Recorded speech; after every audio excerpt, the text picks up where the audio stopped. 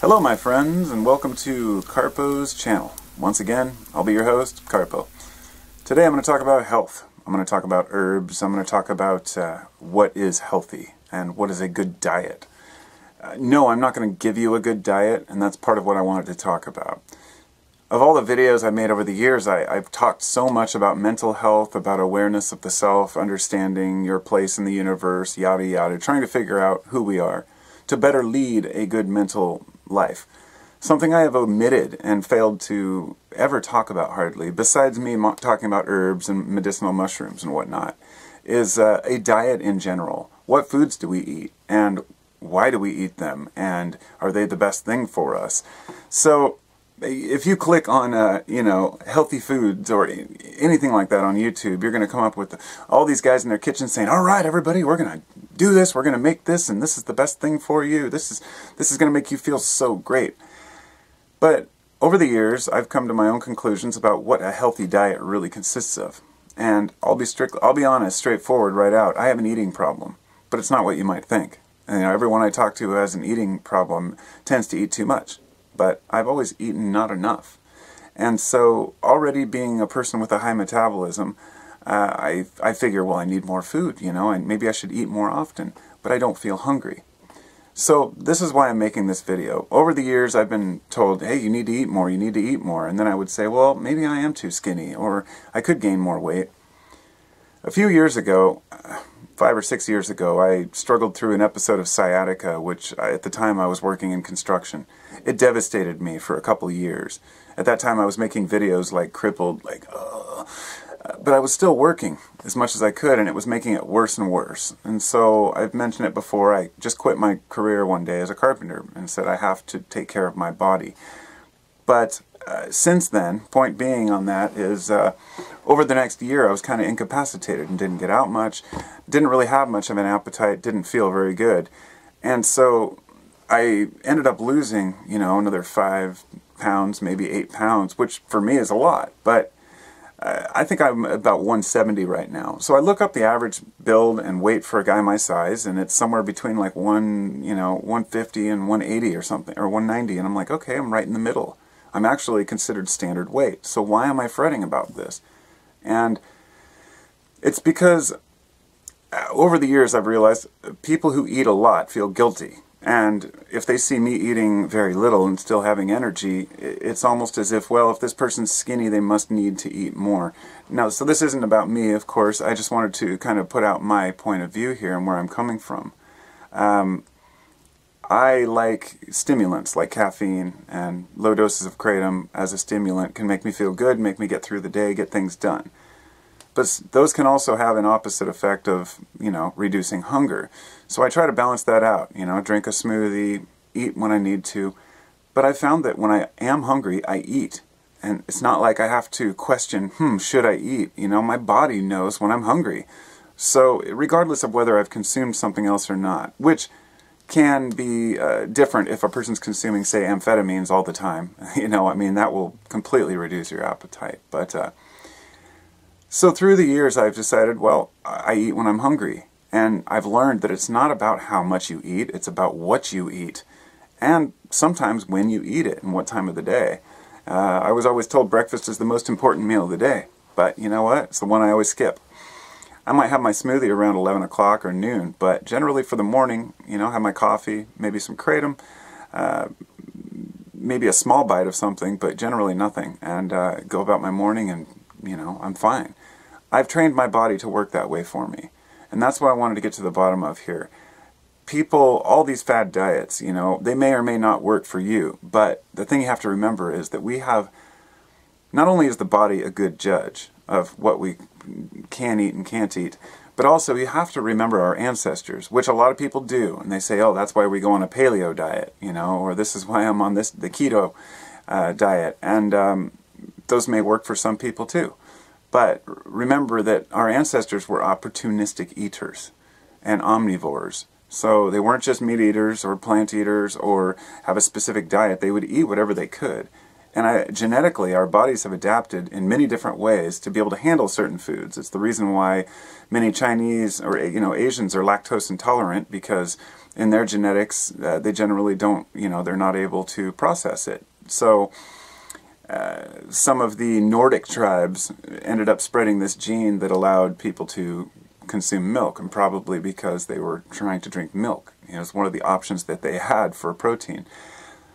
So now today, everybody's trying to sell you a diet. There's fad diets everywhere, and it's not just about eating. It's about, this particular type of yoga, or you've got to do these stretches, or this. In the 80s, it was this exercise machine, whichever one it might be, the Bowflex or the, what was it, Nordic 5000, I think. Sounds familiar. But anyhow, there was a lot of different, the idea that if you just buy this $5,000 machine, you can stay fit. But the problem was people didn't use them. So I'll get to that part too, because that's a main factor, staying motivated. But generally, working out, in my opinion, is really overrated. I mean, if you want to build muscle for a particular reason, so be it. But just staying fit doesn't require as much as people think. I'm not one to talk because I don't get enough exercise, and I'm trying to change that. I'm walking more. I've got my inversion table out, do sit-ups and stuff, and I really want to get back in the groove. So I know when I'm not taking care of myself physically, mentally, and as well when I'm not eating properly, when my brain gets cloudy, and that's one of those factors. So before I go on that, I want to say the body, as I said, it was a good judge of what we should eat. It'll tell us when we're hungry for something. The only time that becomes a major issue is with sugars, because our brain has historically adapted to seek out sugars. They weren't as readily available through history as they are now. So refined sugar, we could consume it by the ton. The fact that I used to drink big gulps as a kid, I mean, I have improved my diet 100-fold since I was younger. I remember one night I ate a pound of M&Ms before bed. I was horrible with chocolate and chocolate milk. I drank it constantly. Even up to a few years ago, I was drinking chocolate milk every day, a couple full glasses at night. I loved it. And I finally mentally convinced myself to stop drinking it. Not because I lost interest or I didn't like the flavor or it bothered me, although I did find myself getting night sweats if I drank too much milk, of course, or eat too much chocolate, but that's a different story altogether. I'm doing my best to improve my diet, so I'm just kind of sharing what I've experienced. Our gut bacteria, that within 20 years ago I heard nothing about it, and now it's everywhere. Certain foods your gut bacteria don't digest. So if you want to switch your diet over to, I want to eat more greens or more lettuce, more of this, it may be a little tricky for a while. You may not digest properly, but eventually you will nourish and feed those bacteria which feed upon that particular food. So if you want to change, if it irritates your stomach, that's not necessarily a bad thing, but ease into it. It's the reason why you don't just switch dog foods on your dog right away. You transition over a little bit at a time. Humans are the same way. But we are opportunistic eaters, and I believe that we can, for me, my belief is that one meal a day is more than sufficient for a human being to survive on, unless you are exerting major force during the day. Labor, namely. Mental activity can take a lot of energy too. Your brain uses, I believe, 20% of the glucose. So you're going to need a lot more energy if you're a major, deep thinker, if you're doing a lot of equations, math, teaching, just as much as if you're doing physical, but not quite, because that physical exertion definitely makes you hungry. And I know when I'm working in construction, I will eat, 2, 3 full meals. I mean, I get hungry. Yeah. So we are kind of stuck in this mentality of 3 meals a day. Get your fruits and veggies, get your meat, get everything. When in reality, one day I might eat just a couple chicken strips. The next day I might eat a big salad and then a whole bunch of other stuff. And then your body doesn't need all the same nutrients every day in order. It doesn't need that. Your body will take what it needs and it will convert, what it needs. Like when you eat food, when you eat meat, those proteins aren't just, don't just go into your bloodstream and, your body uses them. Those proteins are broken down into their respective parts, and those are absorbed into your body, and your body rebuilds those molecules the way it needs them. So one thing about eating, and even using substances, which I'll get into next, if you're not enjoying life, you ain't living. it's one of those kind of quotes, one way or another it's worded all the time. If you go your whole life just trying to eat healthy so you can live longer, and you're not enjoying what you're eating, then, I mean, what's the point? It's kind of one of those things where, you know, I'd rather maybe you lose a couple of years off your life because you enjoyed something. You have to weigh the options of whether or not that's worth it, because there's a lot of misinformation out there about how healthy things are. Some people have really good intentions and I'm going to consume this because it's good for you, and then you find out that, say, this particular type of organic produce uses just as toxic of an organic pesticide, one that maybe you're more allergic to, and you feel like, I just can't win. And that's the way it is with these fad foods like goji berries and acai juice, or acai, however it's pronounced, and even things like vitamin fucking water. Pardon my language. I didn't want to make this a video with cussing in it, but the fact that people buy vitamin water and smart water, it just shows that we're not very smart. There are a lot of people out there who really believe that that stuff is healthier. You know, Dasani, I believe, was caught using just tap water at one time for their bottled water. They don't care. You know, drinking water out of a bottle is just, you know, consuming more plastic molecules. So feel free if that's your thing. But I, for one, just find that the whole vitamin water thing to be complete BS. But they show these fit people working out and drinking their vitamin water, and it's like, people believe that'll make me healthier. And if you really believe that, then, oh my God, it's like facepalm. But there are a lot of folks out there pushing these fads. They hear about it, they buy into it, buy a huge stock in one of these products, and then they want to tell you how great it is. How many times have you heard about antioxidants, you know? When I was younger, it was ginkgo biloba, or when I was in my 20s, all these different herbs that I've seen come and go that have been these fads that may or may not help people. But I want to list a few things to look for when you are asking yourself whether or not your diet is sufficient or working for you. One would be your energy balance. And not just having energy, but is that energy balanced throughout the day? Or do you have these major highs and major lows? Because we can consume stimulants and feel great. But if the low comes, then we have to look at that and say, okay, we're not going to be excited and energized the whole day, but there should be at least a consistent pattern throughout the day, and a fade kind of into the evening. Also, look at our immune system. How often do we get sick? And this isn't always diet related, but that's a huge part of why we get sick. And our mental outlook is completely tied to that, you know, brain and gut. So if we get sick a lot, it may be something we're eating or not eating, or something, it could be something, of course, much more serious. Clarity of thought, which kind of goes along with energy, and it's the fact that, can you coherently function? Can you put your words together the way you want to? Unless you're not a wordly person. A lot of people aren't good with words, and so that's not your specialty. But let's say you are, and you're fumbling, or you're, you know, kind of like when you drink. If I try to drink and then talk, I stumble over my words. So clarity of thought. Another one to look out for is mood, and this is one of the most important ones. Are you getting really angry out of the blue and frustrated? And is that out of character? Does it only happen during certain times, maybe when you haven't had enough to eat?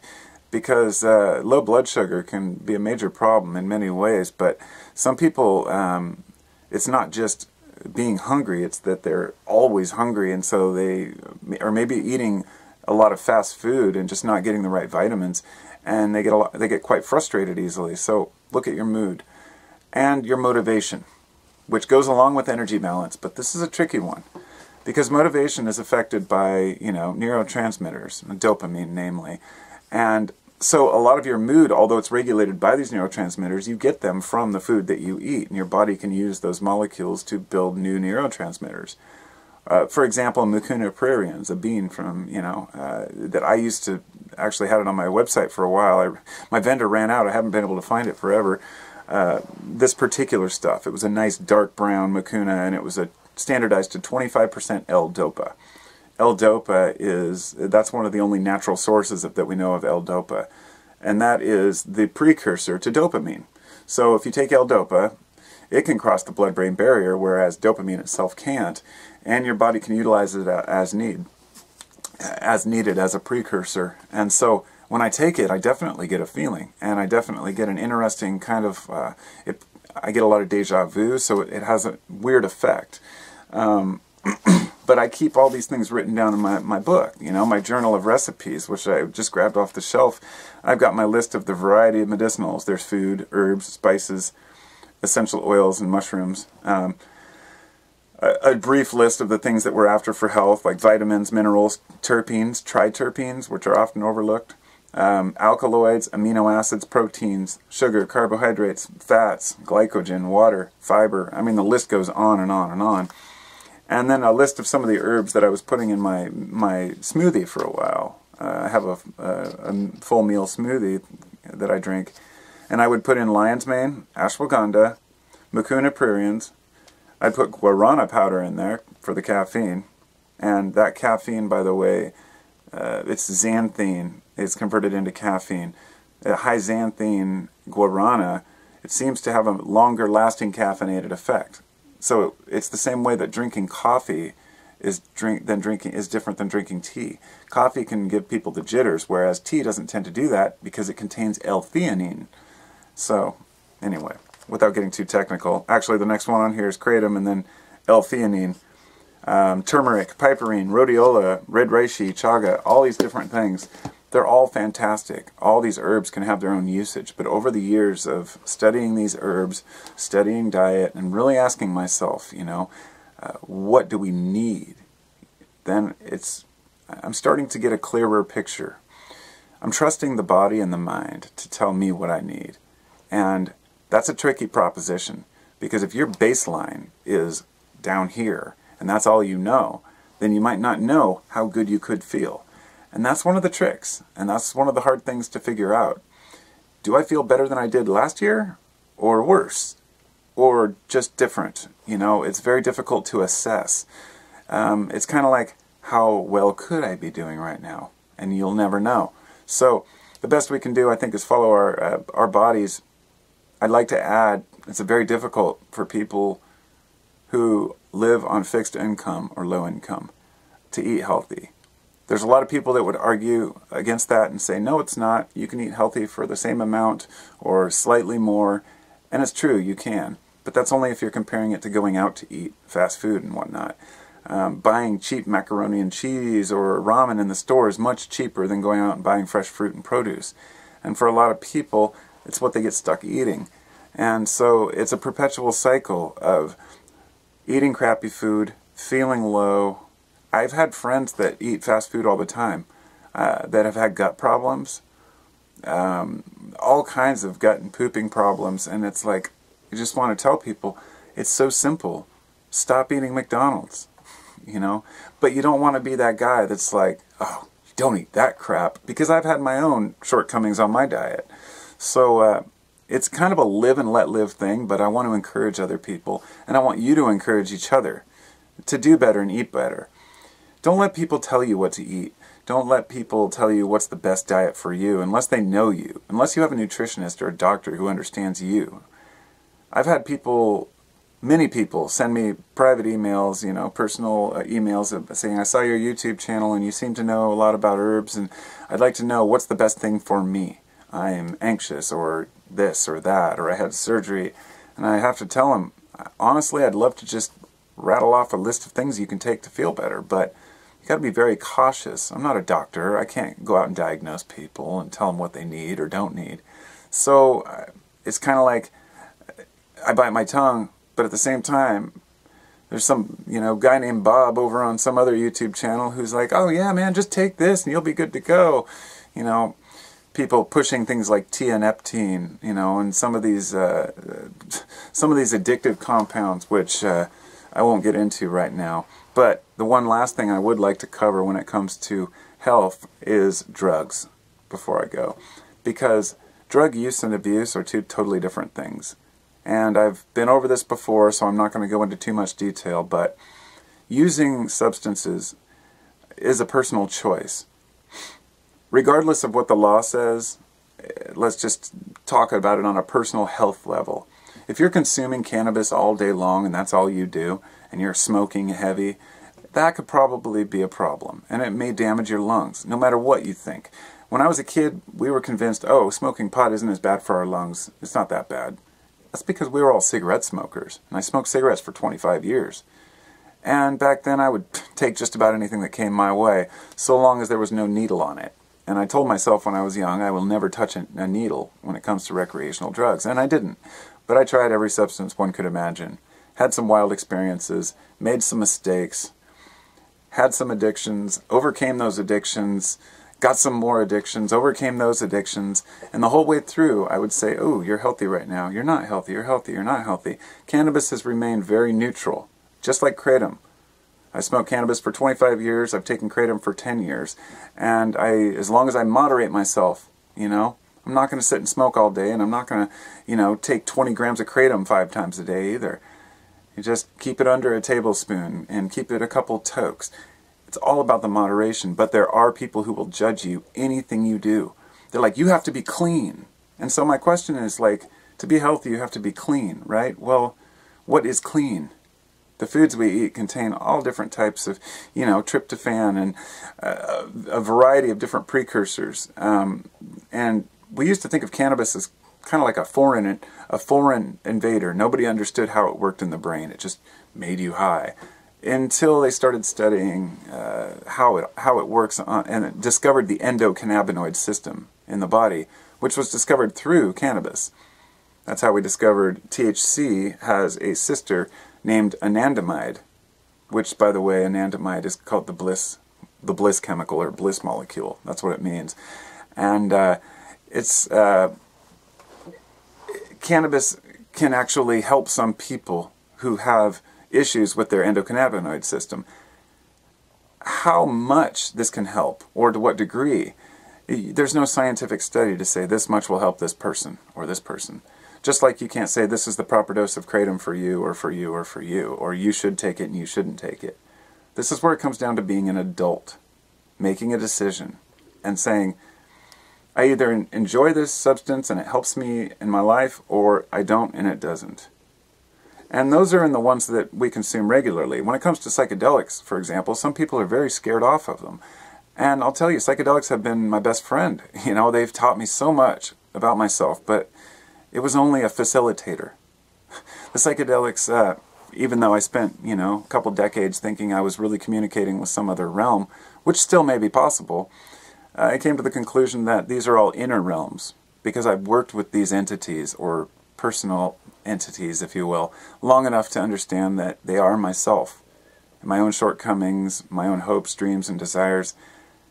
But I'm always reflecting back on health, family, you know. Being healthy means mentally and physically. So that's what the psychedelics do for me. I don't think that they're harmful in their own right. So I know that's kind of an off-the-cuff subject, but it's one to address. You know, drug use makes you feel like you're dirty. Any type of drug, by the way society's standards implicate things. I've even had self-loathing and guilt for taking kratom. And when I stepped back, I said, wait a minute, why? You know, I don't hate myself for drinking coffee, but it's because of the way that kratom's been demonized. It's affected my view of it. And the same thing happens with the foods we eat.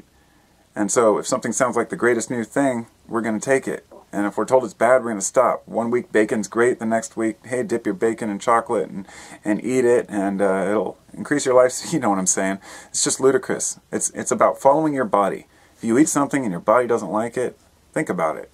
Change your diet. And find what works for you personally. But remember those keys: energy balance, immune system, clarity of thought, the mood, and your motivation. And the other one is poop. I forgot to mention that. The biggest one, probably.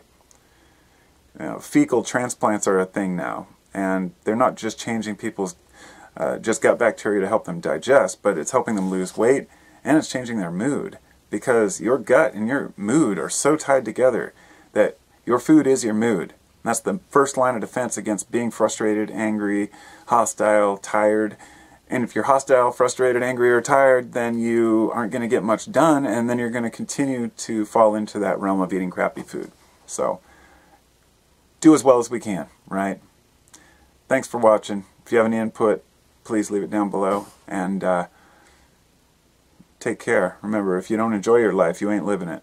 So, peace out. Hey, thanks for watching, everybody. Your support is what keeps this channel alive after all these years, and I appreciate all of you. If you enjoy varied content about anything and everything, hit the subscribe button for more. I won't burden you with ads or try and sell you crap you don't want through influencer marketing. I do this for the love, but if you do want to support my channel, you can visit me at Patreon at Carpo719. All Patreon supporters get free downloads of each video in podcast format. Comments are like currency. Your opinions and ideas help everyone who may read them. I welcome all discussions and respectful discourse, which I believe helps us all lead better lives through understanding. Be well, my friends. Take care.